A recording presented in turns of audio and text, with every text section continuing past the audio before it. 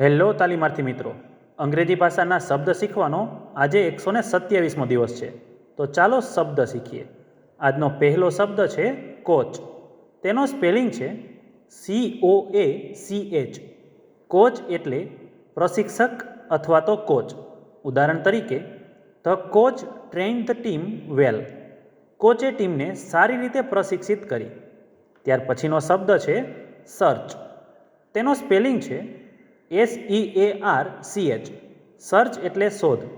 ઉદાહરણ તરીકે, they begin to search for the missing file. તેમણે ગુમ થયેલી ફાઇલ શોધવાનું શરૂ કર્યું. ત્યાર પછીનો શબ્દ છે લંચ. તેનો સ્પેલિંગ છે LUNCH. લંચ એટલે બપોરનું ભોજન. ઉદાહરણ તરીકે, વી હેડ લંચ એટ 1 PM. અમે બપોરે 1 વાગ્યે લંચ લીધું. ત્યાર પછીનો શબ્દ છે પ્રોગ્રામ.